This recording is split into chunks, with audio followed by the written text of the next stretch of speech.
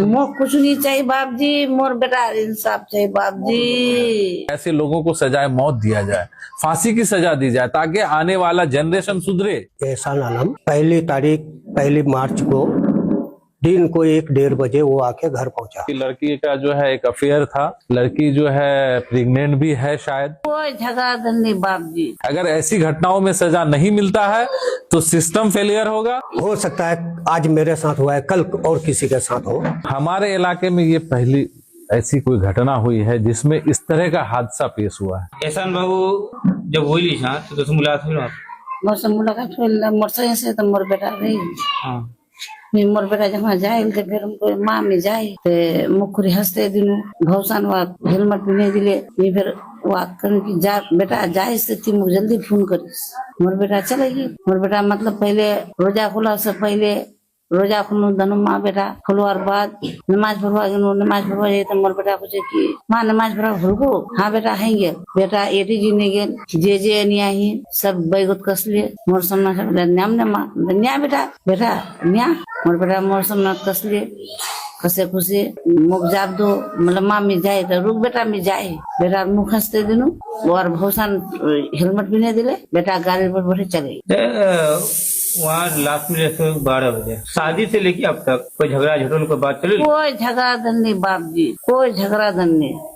वो माँ को सिल तो मोर बेटी को सिल कभी कुछ वाक मोर बेटा खाली मोर इडा बात को सिल कि माँ वार बाप नहीं रोचे ईसा वार शोर नहीं रोचे हनुमान चलीस कि वाक कोई पता नहीं चले। आज जखना वहाँ जबार बात बोलतो तो पठे दिस वो स्वर बात बोलतो तो न्यूसिस और कोई हादसा नहीं बाहे।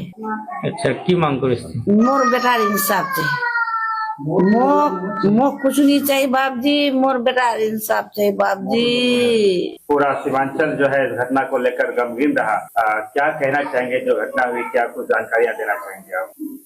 मैं जानकारी हमको यही है कि मेरा बेटा एहसान आलम 1 मार्च को दिन को 1-1:30 बजे वो आके घर पहुंचा सऊदी अरब से और हमसे मुलाकात हुई। उनके साथ हम आधा घंटा बातचीत किए। उसके बाद हम कहीं भतीजा का निकाह था, हम चले गए वहाँ और उनसे बात हो नहीं पाया। वहाँ से आके पूछते हैं कि कहाँ गया एहसान रेजा? मैंने ससुराल गया, अभी तक जाके नहीं पहुँचा है।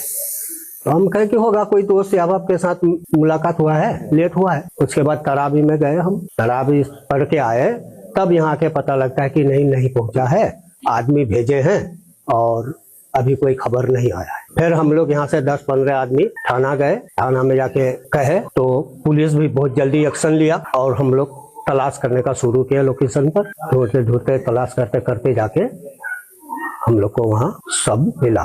कहाँ मिला? वो सब भाषावाड़ी से पूरब और मल्हारा से पश्चिम एक पुल है उसके नीचे। अच्छा तो कितने बजे मिला था आपको? ये 11:15 बजे मिला रात को। पुलिस के साथ? हाँ पुलिस के साथ। पुलिस ने हालांकि उसकी वाइफ को जो गिरफ्तार किया है, लेकिन कारण तो बहुत सारी हो सकती है, पारिवारिक कलह बहुत सारी चीजें है। एग्जिट उसके पास कोई पैसा टका का मामला भी आ रहा है, तो सारी हत्या का कारण क्या रहा होगा? मेरा बेटा तो इस बार जो गया तो हम उतना पैसा नहीं लिए मेरे बेटा से। अब वो पैसा कमा के क्या किया नहीं कहा पाए। उसका जोनिंग खाता है बीबी के साथ, खाता नहीं डाला। शादी का कितना दिन हुआ? शादी का ये मई आएगा तो 2 साल होगा। 2 साल। और वो क्या 18 शादी का कितना दिन बाद चले गया था? 2 महीना बाद। 2 महीना बाद जी, लगभग 22 महीना बाद वापस आया। हाँ 18 महीना बाद। 18 महीना जी। तो वापस आने के बाद आपसे मिला फिर चले गया ससुराल? हाँ ससुराल में। हाँ ससुराल में। तो उनकी वाइफ से आप लोगों का बातचीत हो रहा था जब? हाँ हो रहा था, बातचीत हो रहा था। उसको आने के लिए बोले तो बोले वही आएगा तब जाएगा। तो कभी ऐसा कुछ नहीं लगा कि नहीं। अब उनके साथ क्या बात हो रहा था हम नहीं कहा पाएंगे। हमको पता नहीं था, हम लोग को कोई पता नहीं। ऐसा कोई कलेश कोई झगड़ा कोई नहीं ऐसा कोई बात नहीं। क्या मांग करना चाहेंगे? इंसाफ मांगते हैं कि हो सकता है आज मेरे साथ हुआ है, कल और किसी के साथ हो, तो हम इंसाफ मांगते हैं। कितने लड़के हैं? मेरा और 4 लड़के हैं। सबसे बड़ा है। आपके क्षेत्र के संथा पंचायत भाग पुनास में एक मामला हुआ है। एहसान बाबू जो सऊदी से 18 महीना बाद घर वापस आए और जिस दिन घर से वापस आए उसे ससुराल जा रहे थे। ससुराल जाने के क्रम में उसकी हत्या हो जाती है और हत्या में ये पाया जाता है कि उसकी पत्नी, उसका आशिक और उसकी माँ की तरफ उसको मारा गया है। क्या कुछ देखिए बहुत ही दुखद घटना है। जिस दिन ये घटना हुआ था, आई थिंक 1 तारीख का घटना है, तो यहाँ के स्थानीय कई लोगों ने, मेरे कार्यकर्ताओं लोगों ने सब फोन किया कि ऐसा ऐसा घटना घट गया। चूंकि हम लोग पटना में थे, सेशन के दौरान हम लोग सब विधायक पटना ही में थे। पटना में जो ही जानकारी मुझे मिली तो इत्तेफाक से मैं उस दिन बिहार सदर जनाब अख्तरुल ईमान साहब के साथ ही बैठा हुआ था, एक ही जगह हम लोग दोनों बैठे हुए थे। तो जो ही जानकारी मिली तो फिर चूंकि रोहटा का मामला था, तो रोहटा का जो मामला था तो मैं सोचा कि चलो भाई बिहार सदर साहब हैं, फिर उनसे मशवरा हुआ। इतने में फिर इनके घर से इनका छोटा भाई जो है, मतलब उनके चचा, वो फोन किए। फिर बात हुई कि भाई उनकी बेटी मतलब माँ और बेटी दोनों यहाँ पे आकर के बैठी हुई है, उल्टे वो लोग इन लोगों को धमकी दे रहा है। तो हमारे इलाके में ये पहली ऐसी कोई घटना हुई है जिसमें इस तरह का हादसा पेश हुआ है। फैमिली में झगड़ा होता है, ठीक है भाई, झगड़ा का एक दायरा होता है, केस का सवाल तक जाता है, झगड़ा होता है, छोड़ छुट्टी तक होता है, लेकिन इस तरह पहला घटना है। और जिस तरह से उसके बारे में सुना जा रहा है, वो लगभग 19-20 बार उम्रा कर चुके हैं। वो लड़का इतना नेक लड़का था, जिस दिन आ रहा था उस दिन वो एक वीडियो भी जारी किया था कि जन्नत में बैठ करके हम लोग इफ्तार कर रहे हैं। तो इस तरह से लड़के को तो आवाज था।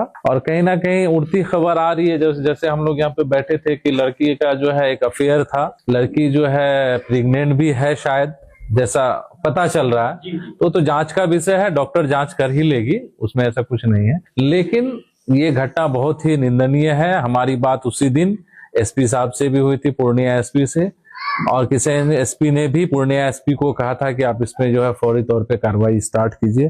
फिर डीएसपी से भी मेरी बात हुई थी। और उसके बाद फिर हम लोग चूंकि पटना में थे, रात में घर आए, तो आज यहाँ मिलने के लिए आए हैं। यहाँ पे आने के बाद सारी जानकारी हम लोग लिए और इंशाल्लाह हम लोग मंडे तक पूर्णिया एसपी और डीएसपी से फिर से मिलेंगे। इसमें अब तक क्या कार्रवाई हो पाई है, क्योंकि हमारा मकसद है कि जो गलत किया है और उनके साथ जो लोग हैं, क्योंकि वो अकेले एक लेडीज ही की है ऐसा हो नहीं है, उनके साथ उनकी टीम है। उसकी टीम में कौन कौन है, हमारी प्रशासन, पूर्णिया प्रशासन से गुजारिश भी है और हम चाहते भी हैं कि हर हाल में उस टीम में जितने लोग हैं उसको गिरफ्तार करे और उसको जल्द से जल्द उसको सजा मिले, स्पीडी ट्रायल हो और उसको जो है सजा मिले। अगर ऐसी घटनाओं में सजा नहीं मिलता है तो सिस्टम फेलियर होगा। सिस्टम के साथ साथ हम लोगों पे जो जिम्मेदारी है और हम लोगों पे जो लोग एतमाद करते हैं, उनका भरोसा भी हम लोगों से उड़ जाएगा। इसीलिए हम लोग हर हाल में पूर्णिया प्रशासन पे दबाव डालते हुए उनसे मांग भी करते हैं कि हर हाल में जितने उसके टीम में है सबको आप जल्द से जल्द गिरफ्तार कीजिए और उसको जो है सजा दिलाइए। दिखाया जा रहा है कि सोशल मीडिया में चला सीसीटीवी फुटेज चल रहा है जिसमें लड़की पेट्रोल पंप में पेट्रोल ले रही, तो अकेले तो वो नहीं करेगी। और एक बात और आ रही कि उसका कोई प्रेमी है उसके साथ। ये रैकिंग का मामला है। देखिए रैकिंग क्या है, लड़की से जैसी बात हो गई, लड़की रैकिंग किया कि लड़का आगे आगे चले, हम पीछे पीछे जाएंगे, उसका एग्जैक्ट लोकेशन बताते जहां 4 लोग पहले से होंगे वहां पे मौजूद, लड़की को बता दिया होगा मोटरसाइकिल पे आ रहा है, एक पत्थर भी फेंकेगा तो मोटरसाइकिल से आदमी गिर जाएगा, गिर गया होगा, फिर सबको मिलजुल करके उसको मौत के घाट में उतारा। मारने में कोई हथियार का यूज नहीं किया, बल्कि दीवार से टका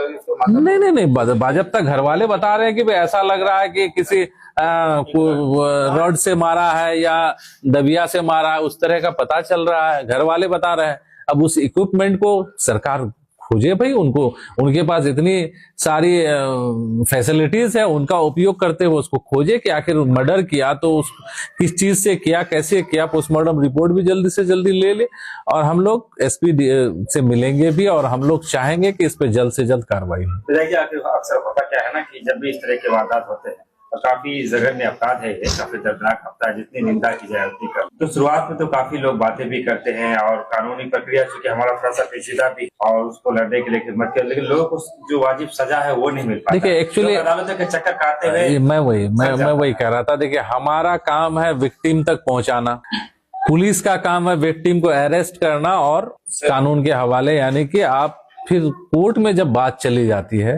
तो कोर्ट का मामला पे ना एक नेता हस्तक्षेप कर सकता है ना पुलिस हस्तक्षेप कर सकता है। कोर्ट जो है वो गवाह पे चलता है। जब कोर्ट में बात चली जाएगी तो फिर इनके घर वाले, उनके घर वाले और लोग, उनकी गवाही होगी, गवाही पे चलता है। तो कोर्ट पे ना मेरा चलेगा ना किसी और का चलेगा, लेकिन हम लोगों का जो दायित्व बनता है कि जो गुनहगार है उसको पकड़ के उसके बारे में अगर कुछ जानते हैं पुलिस को इन्फॉर्मेशन देंगे। पुलिस का जो जिम्मेदारी है उसको पकड़ करके उस पे केस जो बनता है वो धारा लगा करके उसको जेल तक भेजे। फिर कोर्ट क्या करती है वो कोर्ट का मसला है, फिर वो आगे का जो भी मसला हो, लेकिन हमारी पूरी कोशिश रहेगी कि इसमें निष्पक्ष जांच हो और इसको जो सजा मिलना चाहिए, हम लोग तो मांग करेंगे कि ऐसे लोगों को सजाए मौत दिया जाए, फांसी की सजा दी जाए, ताकि आने वाला जनरेशन सुधरे, आने वाले लोगों को एक हिदायत मिले। तो इसीलिए हम लोग चाहेंगे, हम लोग कोशिश में लगे हुए हैं। इंशाअल्लाह हमारी बात उस दिन भी हुई थी, अभी भी जनाब अख्तरुल ईमान साहब से भी बात हुई, वो भी लगे हुए हैं, चूंकि लड़की उस क्षेत्र का मसला है, रोहटा का है, और हमारे क्या कहते हैं अख्तरुल ईमान साहब जो वो शुरू दिन से लगे हुए हैं। अभी फैमिली से बात भी, उनके फादर से मैंने बात भी कराया। इंशाअल्लाह हम लोग मिल करके इसको कहीं ना कहीं जो बेहतर होगा वो करेंगे।